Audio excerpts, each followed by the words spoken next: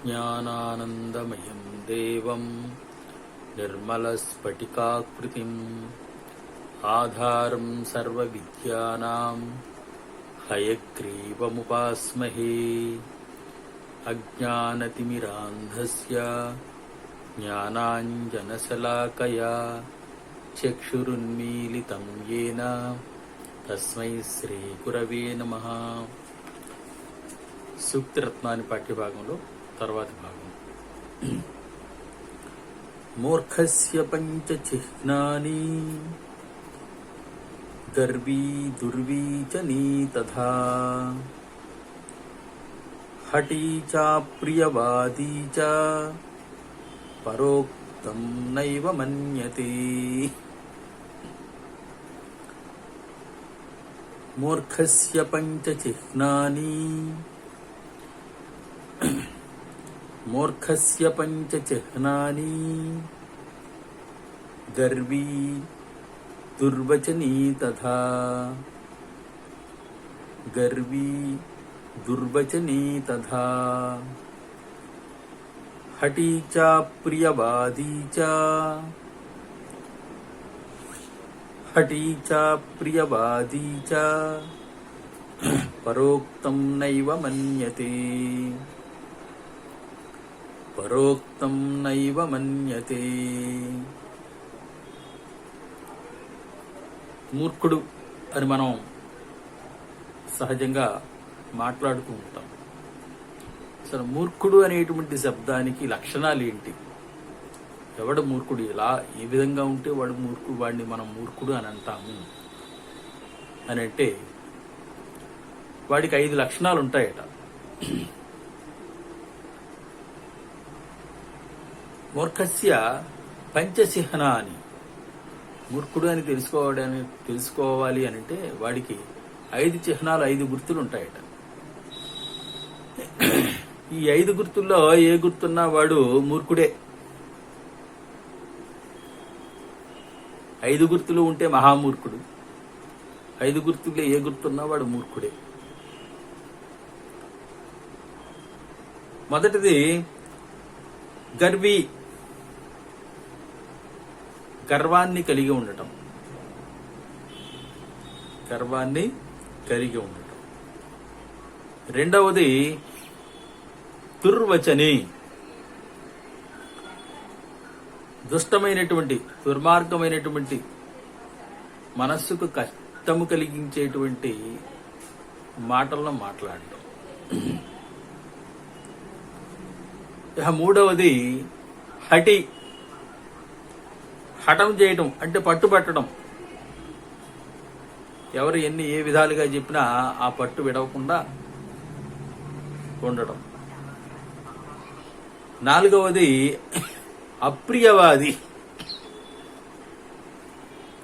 అప్రియంగా మాట్లాడటం, మనకు నచ్చనిటువంటి విషయాలను మాట్లాడటం. ఇక ఐదవది పరోక్తం నైవ మన్యతే, పరోక్తం ఇతరుల చేత చెప్పినటువంటి దానిని నా మన్యతేయవ, ఎప్పుడూ అంగీకరించకపోవటం. ఎదుటివాడు చెప్పినటువంటి విషయాన్ని ఎప్పుడూ అంగీకరించకపోవటం. ఈ 5 లక్షణాలు ఏవైతే ఉన్నాయో, ఈ 5 చిహ్నాలు,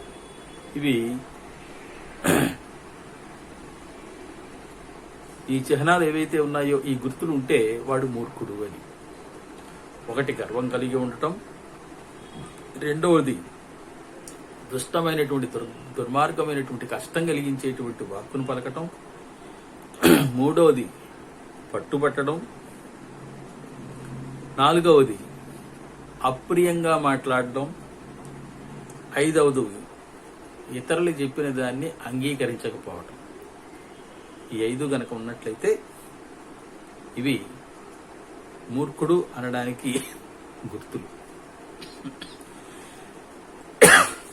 చూడండి, మూర్ఖస్య పంచ చిహ్నాని, మూర్ఖుడు అని అంటే 5 చిహ్నాలు ఉంటాయి, 5 గుర్తులు ఉంటాయి.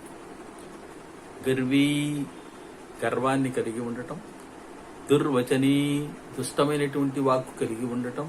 తథా అదే విధముగా హఠి, పట్టుపట్టడం.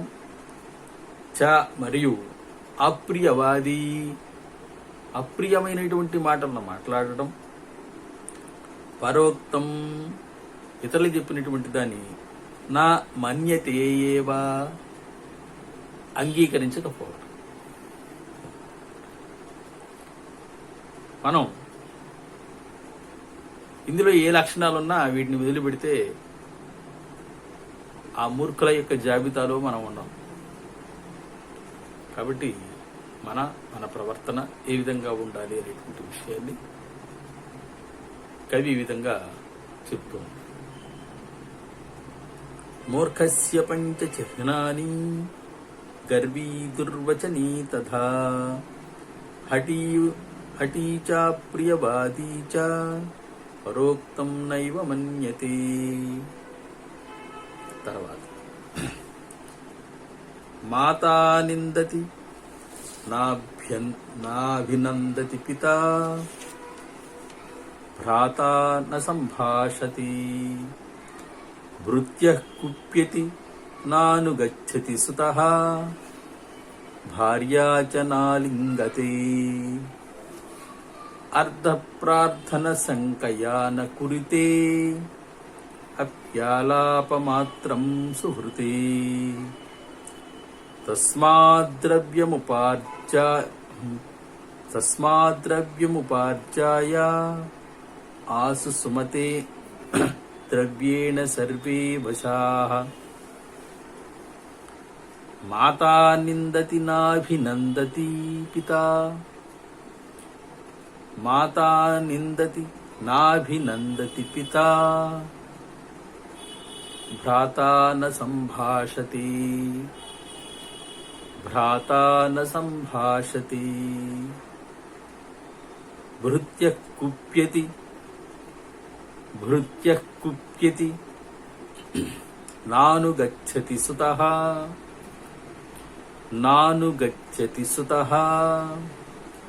భార్యా చ నాలింగతే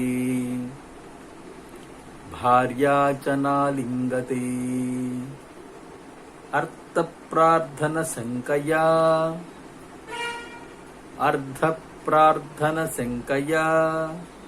న కురితే ప్యాలాపమాత్రం సుహృతే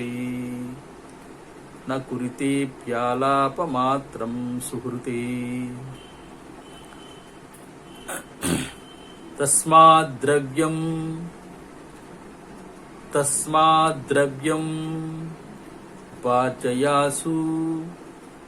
ఉపార్జయాసు సుమతే ద్రవ్యేణ సర్వే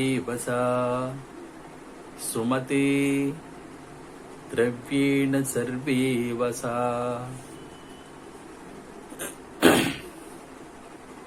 చక్కగా ఈ శ్లోకంలో మానవుల యొక్క స్వభావాన్ని గురించి చెప్తూ ఉన్నారు. ద్రవ్యేణ సర్వే వశాః. ధనం ఉన్నట్టయితే అందరూ దగ్గరికి వస్తారు. మనం చెప్పుకున్నట్టుగా చెరువు బాగా నిండి ఉన్నట్టయితే కప్పలు బాగా జారుతాయి. ధనం బాగా ఉన్నట్టయితే అందరూ మనల్ని సమాదరిస్తారు, బాగా ఆదరిస్తారు. ద్రవ్యేణ సర్వే వశాః. ధనం ఉన్నట్లయితే అందరూ మన చెప్పు చేతల్లో, మన కనుసన్నల్లో చక్కగా ఉంటారు. మరి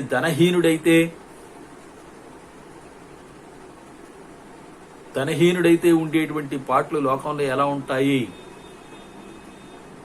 అనంటే, అటువంటి వాడిని ఎవరు ఆదరించరు.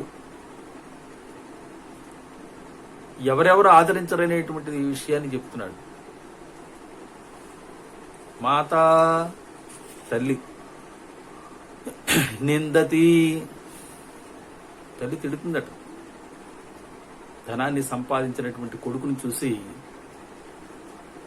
తల్లి సాక్షాత్తు కన్న తల్లి అయినప్పటికీ ధనాన్ని సంపాదించకపోతే, కొడుకు ధనవంతుడు కాకపోతే తల్లి మాతా నిందతి, తల్లి నిందిస్తుంది. పితా తండ్రి, నాభినందతి, ఏమాత్రము అభినందించడు. తల్లి తిడితే తిట్టిందిరే, తండ్రి ఆదరిస్తాడేమో అంటే తండ్రి ఏమాత్రము అభినందించడు. భ్రాత న సంభాషతి, కొన్ని సోదరులైనా మాట్లాడతారా అంటే, ధనము లేనటువంటి సోదరుడు ఇంటికి వస్తే భ్రాత, సాక్షాత్తు సోదరుడే, ఏ కోదరు లేనప్పటికీ కూడా, నా సంభాషతే, ఎక్కడ డబ్బులు అడుగుతాడు అని, నా సంభాషతే, మాట్లాడతాడు. భృత్య కుప్యతి, భృత్య సేవకుడు ధనహీనుడైనటువంటి వాడిని చూసి కుప్యతి, యజమాని అనేటువంటి గౌరవం కూడా ఏమీ లేకుండా అతన్ని కోపగించుకుంటాడు. ధనము లేనటువంటి యజమానిని కోపగించుకుంటాడు.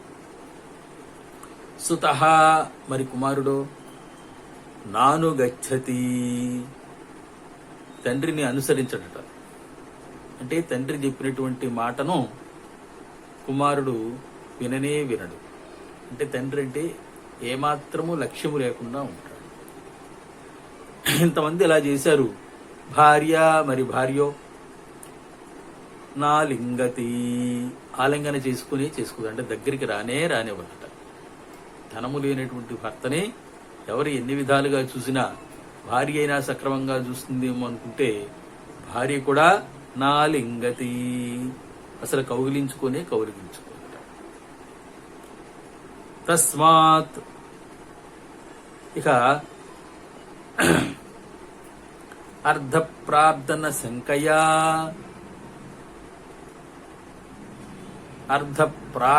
శంకయా, ధనాన్ని ఎక్కడ అడుగుతాడో, ఎక్కడ అప్పు అడుగుతాడో అనేటువంటి శంకయ, అనుమానముతోటి, సుహృత్, మిత్రుడు, ఆలాపమాత్రం నకురితే, కనీసం హలో అని కూడా పలకరించడట.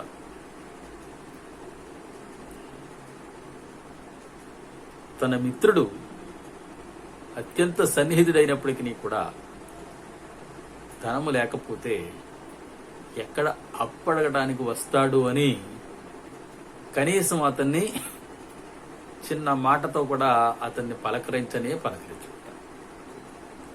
తస్మాత్, అందువలన, ద్రవ్యం ఉపార్జయ ఆసు, ఆసు వెంటనే ద్రవ్యం ఉపార్జయ, ధనాన్ని సంపాదించు, సుమతే, ఓ మంచి బుద్ధి కలిగినటువంటి వాడా. ఎందుకు? సర్వే ద్రవ్యేణ వశాః, సర్వే అందరూ కూడా, ద్రవ్యేణ వశాః, అన్నీ కూడా ధనముతోనే వశులవుతారు. అందరూ కూడా ధనం ఉంటేనే మన వశం అవుతారు. కాబట్టి మనం ధనాన్ని సంపాదించాలి. ధనహీనుడైనటువంటి వాడిని తల్లి గాని, తండ్రి గాని, సోదరుడు గాని, కుమారుడు గాని, భార్య గాని, సేవకుడు గాని, మిత్రుడు గాని, వీళ్ళెవరూ కూడా మనల్ని ఆదరించరు. ఎవరికైతే ధనం ఉంటుందో వాళ్ళని మాత్రమే వీళ్ళు ఆదరిస్తారు. కాబట్టి మనం తప్పనిసరిగా ధనాన్ని సంపాదించాలి. సంపాదించినటువంటి దానిని మనం జాగ్రత్తగా దాచుకోవాలి, దాన్ని జాగ్రత్తగా ఖర్చు పెట్టుకోవాలి. ఒకసారి చూడండి. సుమతి, ఓ మంచి బుద్ధి కలిగినటువంటి వాడా, నీ వద్ద ధనము లేకపోతే తల్లి నిందిస్తుంది, తండ్రి అభినందించడు, సోదరుడు మాట్లాడడు, కుమారుడు నీ మాట వినడు, భార్య నిన్ను కౌగిలించుకోదు, సేవకుడు నీపై కోపగించుకుంటాడు, నీ మిత్రుడు అయినా నీవెక్కడ ధనాన్ని అడుగుతావు అని నిన్ను కనీసం పలకరించను కూడా పలకరించడు. కాబట్టి వెంటనే నీవు ధనాన్ని సంపాదించు, ధనము నీ దగ్గర ఉంటే వీళ్ళంతా నీ వశులవుతారు అని మనకి చక్కటి ఉపదేశాన్ని చేస్తున్నారు. మాతా నిందతి నాభినందతి పితా భ్రాతా న సంభాషతి భృత్యః కుప్యతి నానుగచ్చతి సుతః భార్యా చ నాలింగతి అర్ధప్రార్థన శంకయా న కురుతేప్యాలాపమాత్రం సుహృతు తస్మాద్ద్రవ్యం ఉపార్జాయాసు సుమతే ద్రవ్యేణ సర్వే వశాః. సర్వే వశాః. ఇప్పుడు ఒక ప్రశ్న ఉన్నది చూడండి. ఇందాకటి శ్లోకంలో కూడా ఒక ప్రశ్న ఉన్నది, 2 మార్కుల ప్రశ్న చూడండి.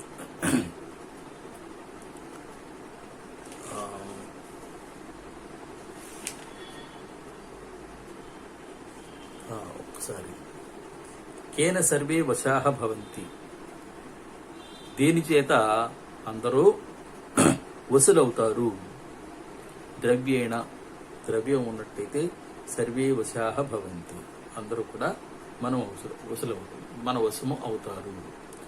మూర్ఖస్య కతి చిహ్నాని భవంతి, మూర్ఖుడు అని తెలుసుకోవడానికి ఎన్ని గుర్తులు ఉంటాయి అంటే మూర్ఖస్య పంచ చిహ్నాని వర్తంతే, మూర్ఖుడు అని తెలుసుకోవడానికి 5 గుర్తులు ఉంటాయి.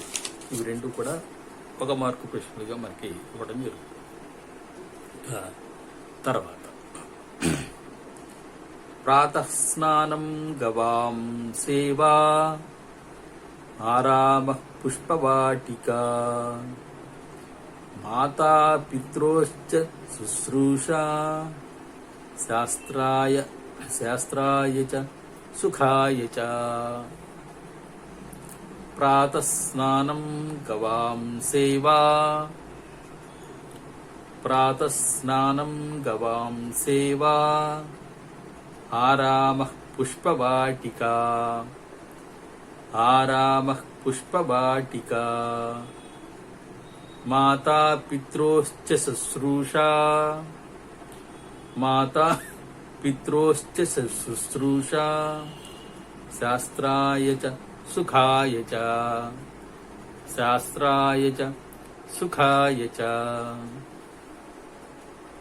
ఈ శ్లోకంలో మనకి శాస్త్రాయ చ సుఖాయ చ, మనం సుఖంగా ఉండాలన్నా మంచి విద్యను అభ్యసించాలన్నా ఏం చెయ్యాలి అనేటువంటి విషయం చెప్తున్నాను. ఇవి గనక చేసినట్లయితే మనకి సుఖము లభిస్తుంది, శాస్త్రము జ్ఞానము కూడా మనకి లభిస్తుంది. మనం ఏదైనా చదవాలన్నా ఆ చదివిన చదువు మనకి వంటబట్టాలన్నా మనం చేయవలసినటువంటి విషయాన్ని మనకి చెప్తున్నాడు. వీటిని ఆచరిస్తే మనకి తప్పనిసరిగా మనం అనుకున్నటువంటి సాధించగలం. సాధించిన తర్వాత మనం సుఖపడగలం. ఏం చెయ్యాలి? ప్రాతస్నానం, సూర్యోదయాత్ పూర్వమే స్నానం ఆచరించటం. ఎప్పుడో సూర్యుడు పొద్దు పొడిచిన తర్వాత, బారెడు పొద్దెక్కిన తర్వాత లేచి బుద్ధి పుడితే స్నానం చేయటం, లేకపోతే లేదు అన్నట్టుగా కాకుండా ప్రాతస్నానం, ప్రాతః సూర్యోదయాత్ పూర్వమే స్నానాన్ని ఆచరించటం. గవాం సేవా, గోవు ఉన్నట్లయితే గోసేవ చేయటం. గవాం సేవ, గోసేవను చేయటం.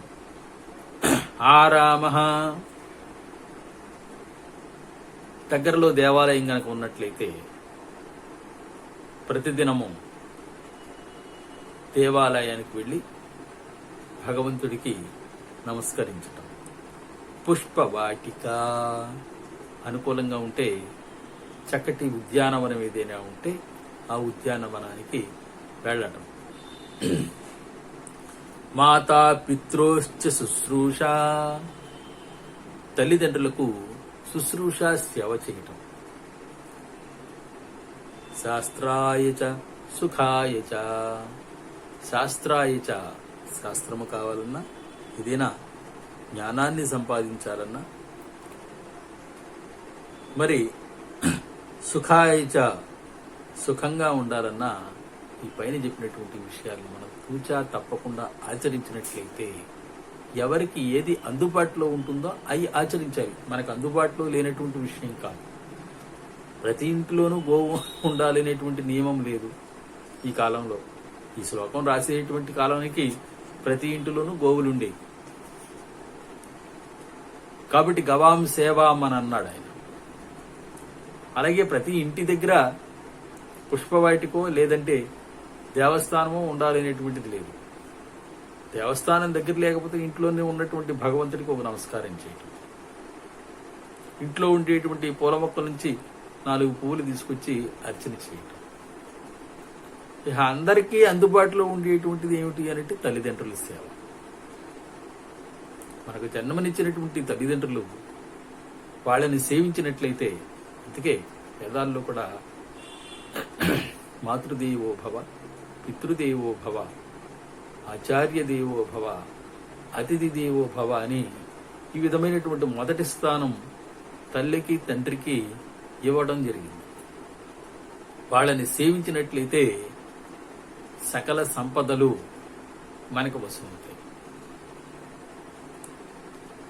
మనకి తెలుసు, గణేష్ చతుర్థి నాడు కథ చదువుకుంటాం. ఆ కథలో గణాధిపత్యానికి పోటీ వచ్చింది. విఘ్నేశ్వరుడు నాకు కావాలనంటే ఆ విఘ్నాధిపత్యం గజాననుడు తనకు కావాలనంటే తన సోదరుడైనటువంటి కుమారస్వామి కూడా తనకు కావాలన్నాడు. కానీ మరి పోటీ పెట్టాలి, ఎలా పెట్టాలి అని అంటే ఈ 3 లోకాల్లో ఉన్నటువంటి 3 తీర్థాలలోనూ ఎవరైతే స్నానమాచరించి త్వరగా వస్తారో వాళ్ళకి గణాధిపత్యం ఇస్తానని చెప్పి పరమేశ్వరుడు చెప్పడం జరిగింది.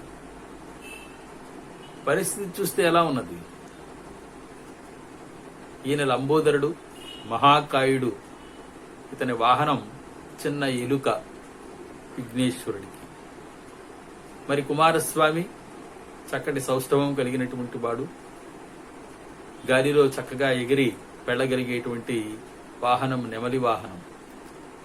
ఎప్పుడైతే తండ్రి అనుజ్ఞ ఇచ్చాడో అప్పుడు వెంటనే రయ్యమని కుమారస్వామి వెళ్ళిపోయాడు. కానీ విఘ్నేశ్వరుడు ఎక్కడికి వెళ్ళలేదు, ఇక్కడే ఉన్నాడు. ఏం చెయ్యాలి అనంటే తనకు తోచినటువంటి విషయాన్ని తను చేశాడు. సర్వ తీర్థాలు, సర్వ పుణ్యతీర్థాలు తల్లిదండ్రుల యందే ఉంటాయి.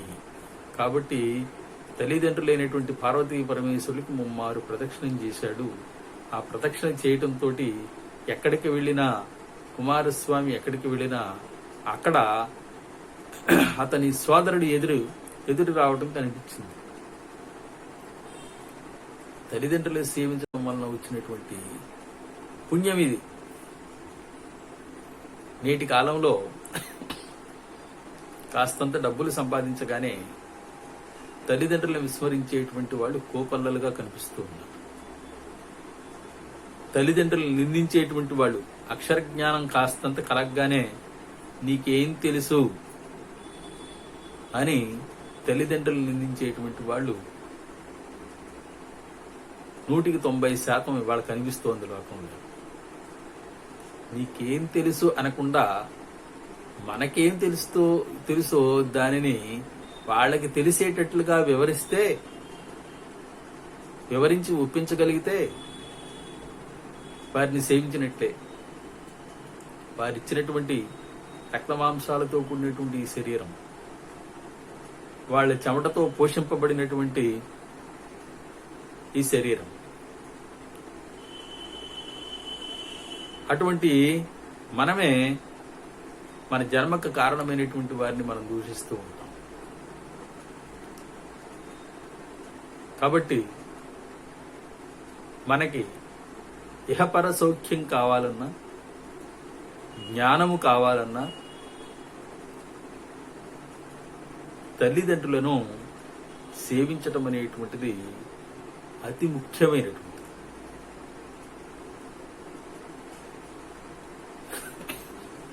ఈ శ్లోకాలు ఇలా ఇవ్వడానికి కారణం మనలో ఉన్నటువంటి అజ్ఞానాన్ని తొలగించి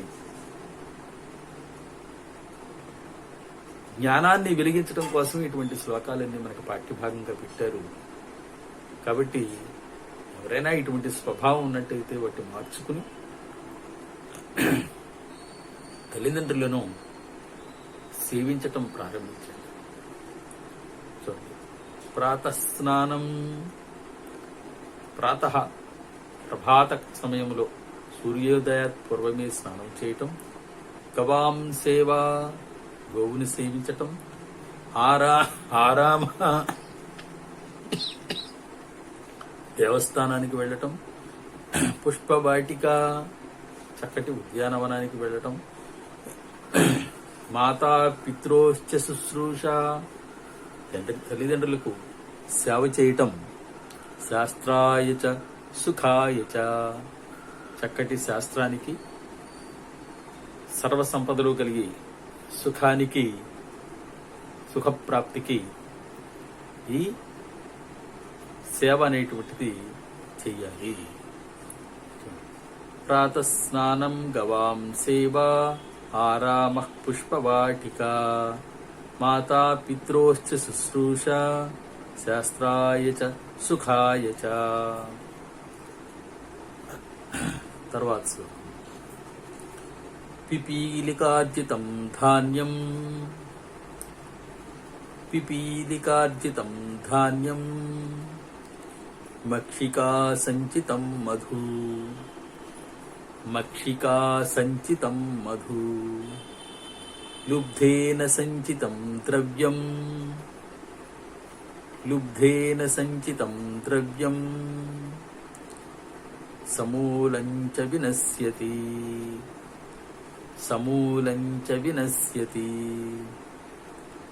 పిపీలికార్జితం ధాన్యం, పిపీలికార్జితం ధాన్యం, మక్షికార్ సంచితం మధు, లుబ్ధేన సంచితం ద్రవ్యం, సమూలం చ వినశ్యతి.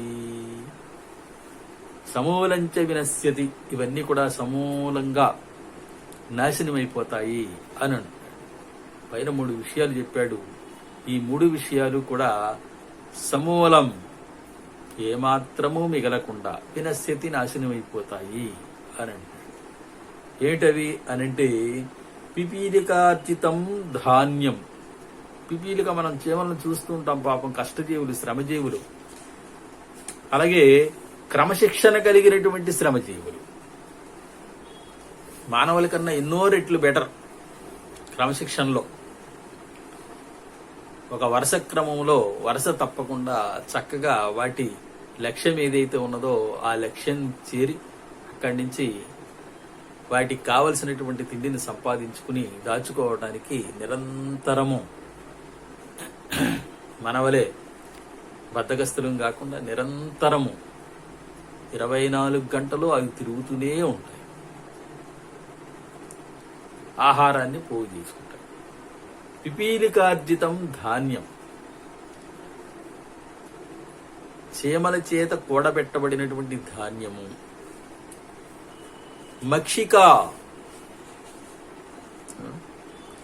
మక్షిక తేనెటీగ చేత సంచితం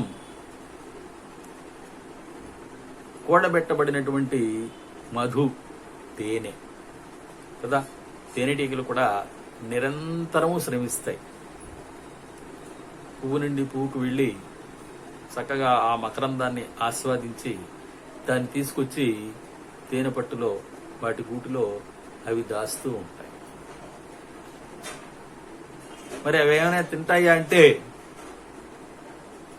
తింటాయో తినవో గాని మనలాంటి మానవులు చక్కగా ఆ తేనె పట్టుని బాగా నిండి బాగా కనిపించినప్పుడు, తేనె బాగా ఉన్నది అని మనకు అనిపించినప్పుడు ఆ ఈగల్ని పారద్రోలి చక్కగా ఆ తేనంతా మనం సంగ్రహిస్తాం. కాబట్టి మక్షికా సంచితం మధు, తేనెటీగ చేత కూడబెట్టబడినటువంటి మధువు, తేనె. లుబ్ధేన సంచితం ద్రవ్యం, ఇక చివరిగా లుబ్ధేన, లోభి చేత, సంచితం కూడబెట్టబడినటువంటి ద్రవ్యం, ద్రవ్యం ధనం. లోభి ఏం చేస్తాడు? తాను తినడు, ఇతరులని తినేవాడు. వాటిని చూసి మురిసిపోతూ ఉంటాడు, అంతే, అంతవరకే. తాను కూడబెట్టినటువంటి ధనాన్ని చూసి మురిసిపోవడం తప్పించి దాన్ని ఎప్పుడూ కూడా తినలేనటువంటి పరిస్థితిలో ఉంటాడు. అటువంటి ద్రవ్యం వాడు కూడబెట్టినటువంటి ద్రవ్యం. ఈ మూడు కూడా చీమల చేత కూడబెట్టబడినటువంటి ధాన్యము, తేనెటీగల చేత సేకరింపబడినటువంటి తేనె, లోభి చేత సంపాదించబడినటువంటి ద్రవ్యం ఏదైతే ధనం ఏదైతే ఉందో ఈ మూడు కూడా సమూలం వినశ్యతి, సమూలంగా ఏమాత్రము కూడా మిగలకుండా వినశ్యతి నాశనం అయిపోతాయి అని చెప్తున్నాడు కదా. దానం భోగో నాశ, ఈ మూడు గుణాలు ఉన్నాయి ధనానికి అని. చీమలకి ధనం ధాన్యం, ఆ ధాన్యాన్ని అవి అనుభవించవు, నిరంతరం పోగేయడమే తప్పించి అవి అనుభవించవు. అలా కూడబెట్టింది ఇప్పుడు ఆ పుట్టలో పెడితే ఏదో వర్షం వస్తుంది, ఆ వర్షానికి ఆ పుట్ట కాస్త కరిగిపోతుంది, అందులో ఉండేటువంటి ధాన్యం అంతా నాశనం. ఇక తేనెటీగలు నిరంతరం శ్రమిస్తాయి, శ్రమించి తేనెను బాగా సంపాదిస్తాయి. అవి తాగుతాయా, ఇంకొకరికి పెడతాయా? పెట్టవు. ఆ తేనెని చక్కగా ఎవరో ఒకళ్ళు సంగ్రహిస్తారు. అలాగే లోభి తాను సంపాదించిన ధనం తాను తినడం, ఇతరులకు పెట్టడు, దానం చేయడు. అలా చేయబడినటువంటి ధనం కాస్త నాశనం అవుతుంది అనేటువంటి విషయాన్ని ఈ శ్లోకంలో చక్కగా మనకి వివరించాడు. ఈ విధంగా కాకుండా మనం ఉండాలి. దానం భోగః, ఈ రెండు గుణాలు మనం బాగా వంట పట్టించుకోవాలి. సత్పాత్రత నెరిగి దానాన్ని చేయటం, మనం భుజించటం. జిలేలుముడి అమ్మ చెప్తారు, నీకున్నది తృప్తిగా తిని ఇతరులకి ఆదరంగా పెట్టుకో. నీకున్నది తృప్తిగా తిను, ఈ కాలానికి కావలసినటువంటి మాట. నీకున్నది లేనిది దానం చేయమని అంటలేదు. నీకున్నది తృప్తిగా తిను,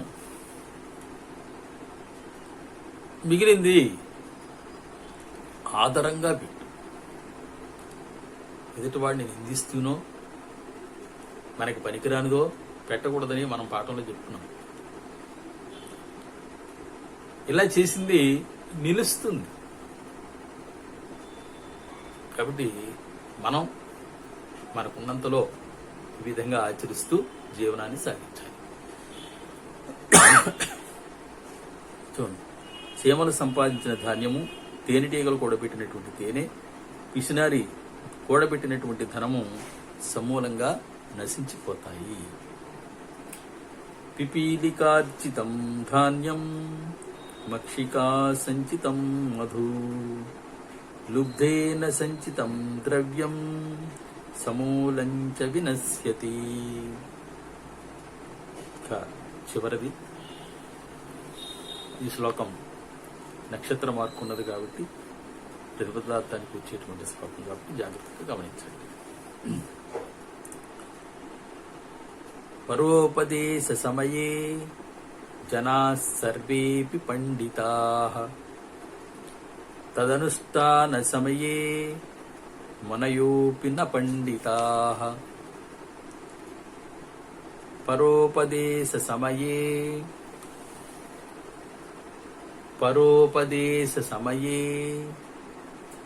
సర్వేపి పండితాః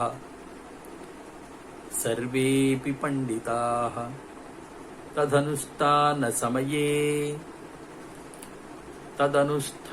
సమయే మునయోపి న పండితాః. పదవిభావించండి. పరా ప్లస్ ఉపదేశ, పరోపదేశ సమయే, పరా ప్లస్ ఉపదేశ సమయే జనాః సర్వే ప్లస్ అపి సర్వేపి పండితాః. తత్ ప్లస్ అనుష్ఠాన సమయే తదనుష్ఠాన సమయే మునయః ప్లస్ అపి మునయోపి న పండితాః. చక్కటి శ్లోకం ఇది. మనందరికీ కూడా ఉపయోగపడు. పైన ఇన్ని చెప్పుకున్నాం ఉపదేశాలు. ఇన్ని ఉపదేశాల్లో అవన్నీ కూడా మనం ఆచరించదగినవే సహజంగా. ఇక ఇప్పుడు చెప్పినటువంటి శ్లోకం వాటన్నిటికీ తలమానికమైనటువంటిదని చెప్పుకోవచ్చు. చూడండి, పరోపదేశ సమయే, ఇతరులకు ఎవరైనా ఉపదేశం చేసేటువంటి సమయంలో జనులందరూ కూడా సర్వే అపి పండితాః, అందరూ కూడా పండితులే. ఎవరికైనా ఉపదేశం చేయాలి, 4 మాటలు చెప్పాలి అని అంటే అందరికీ పాండిత్యం వచ్చేస్తుంది. ప్రతివాడు పండితుడే. తనకి తెలిసినటువంటి, తన విన్నటువంటి విషయం, తను చదివినటువంటి విషయం అన్నీ కూడా ఆ ఉపదేశం చేస్తాడు. ఆ స్టేజ్ ఎక్కి మైక్ దొరికితే మైక్ ఇరిగేంత వరకు, జనాలు చెవులు చెల్లెలు పడేటట్టు వరకు ఉపదేశం చేస్తాడు. మరి తను ఆచరించవలసి వస్తే అది అనుష్ఠాన సమయే, తానే గనక దాన్ని ఆచరించవలసి వస్తే మునయః అపి న పండితాః. మునయః అపి, ఇంద్రియ నిగ్రహము కలిగినటువంటి మునులైనప్పటికీ కూడా న పండితాః, పండితుడు కాదు. చెప్పడానికేమో పండితుడు, ఆచరించడానికేమో పండితుడు కాదు కదా. అంటే తన దాకా వస్తే గాని తెలియదని, తను ఆచరించవలసి వస్తే మాత్రం అతడు పండితుడు కాదు అని. చూడండి, ప్రతి పదానికి ఒకసారి అర్థం చెప్తాను, జాగ్రత్తగా చూసుకోండి. పరోపదేశ సమయే, ఇతరులకు నీతిని ఉపదేశించేటువంటి సమయంలో. జనులు సర్వే ప్లస్ అపి, అందరూ కూడా పండితాః, పండితులే. తత్ అనుష్ఠాన సమయే, తాను ఏదైతే చెప్పాడో అటువంటి నీతిని అనుసరించేటువంటి సమయమునందు, ఆచరించవలసినటువంటి సమయమునందు. మునయః అపి, మునులు కూడా పండితాః న, పండితులు కారు అని చెప్తారు. చూడండి, ఇతరులకు నీతిని బోధించే సమయంలో అందరూ కూడా పండితులే. దానిని ఆచరించవలసినటువంటి సమయంలో మునులు కూడా పండితులు కాదు అని చెప్తారు. కాబట్టి మనం ఆచరించదగినటువంటి సమయం ఏదైతే ఉన్నదో, మనం ఏదైతే ఆచరిస్తామో దాన్ని చెప్పాలి. దీనికి మహాత్మా గాంధీ చరిత్రలో ఒక చిన్న సంఘటన. ఆయన జైల్లో ఉన్నాడు, బ్రిటిష్ వాళ్ళు బంధించారు. అతని యొక్క గొప్పతనాన్ని తెలుసుకున్నటువంటి ఒక తల్లి తన కుమారుని వెంట పెట్టుకుని వచ్చింది. సంభాషణ సాగించింది. చివర్లో కోరింది, మహాత్మా, నా కుమారుడు బెల్లం ఎక్కువగా తింటూ ఉంటాడు, వీడిని మానమని మీరు చెప్తే వాడు వింటాడు, మీరు చెప్పండి అని. సరే అమ్మా, ఒక 10 రోజులు ఆగి తీసుకురా, అప్పుడు చెప్తానన్నాడు. 10 రోజులు గడిచాయి. 10 రోజులు గడిచిన తర్వాత మళ్ళా తీసుకెళ్ళింది ఆ తల్లి. ఒక వారం రోజులు ఆగాక తీసుకురా, అప్పుడు చెప్తాలే అన్నాడు. వారం రోజులు గడిచాయి. మళ్ళా వెళ్ళింది. ఒక 5 రోజులు ఆగిన తర్వాత తీసుకురమ్మా, చెప్తాను. 5 రోజులు గడిచిన తర్వాత మళ్ళా ఆ తల్లి కుమారుడిని వెంట పెట్టుకెళ్ళింది. మహాత్ముడు అప్పుడు మందలించాడట, నాయనా, బెల్లం తినకు అతిగా, ఏదో కొద్ది మోతాదులో తింటే మంచిదే గాని అతిగా తింటే కడుపులో నులుపురుగులు వస్తాయి, కడుపు నొప్పి వస్తుంది, కాబట్టి నువ్వు ఈ రోజు నుంచి బెల్లం తినద్దు అని చెప్పి ఆయన నిష్కర్షగా ఆ కుర్రవాడికి చెప్పేశాడు. ఆ తల్లి అడిగింది, అదేమిటి స్వామి, ఇదేదో ముందే చెప్పొచ్చు కదా అని. దానికి సమాధానంగా గాంధీ గారు చెప్పారు, అమ్మా, నాకు కూడా బెల్లం తినే అలవాటు ఉన్నది. నేను బెల్లం తింటూ నీ కుమారుడికి నువ్వు తినవద్దు అని చెప్పడంలో ఎంత భావ్యం. కాబట్టి నేను ముందు ఆ అలవాటు మానుకుని నీ కుమారుడికి నేను చెప్పాను. నాకు మానుకోవడానికి ఇంత సమయం పట్టింది, కాబట్టి నెమ్మదిగా నీ కుమారుడు కూడా మానేస్తాడు అని చెప్పి ఆయన చెప్పాడు. కాబట్టి మనం ఆచరించదగినటువంటి విషయాన్ని మనం ఉపదేశం చెయ్యాలి. మనం ఉపదేశం చెయ్యాలి అంటే మనకు అర్హత ఉండాలి. అర్హత ఉండాలి అంటే దాన్ని మనం ఆచరించి ఉండాలి. కాబట్టి పరోపదేశ సమయం, ఇతరులకు ఉపదేశం చేసేటువంటి సమయంలో జనా సర్వేపి పండితా, జనులందరూ కూడా పండితులే. తదనుష్ఠాన సమయే, దాన్ని ఆచరించేటువంటి సమయంలో సర్వేపి మునయః అపి న పండితాః, మునులు కూడా పండితులు కాదు. పరోపదేశ సమయే జనా సర్వేపి పండితాః, తదనుష్ఠాన సమయే మునయోపి న పండితాః. దీంట్లో 2 మార్కులు ప్రశ్నకి ఇస్తాడు ఈ ప్రశ్న. అలాగే ప్రతిపదార్థ ప్రశ్న కూడా ఇది వచ్చేటువంటి అవకాశం ఉంది. చూడండి, పరోపదేశ సమయే జనాః సర్వేపి కీదృశః భవంతి. పరోపదేశ సమయే జనాః సర్వేపి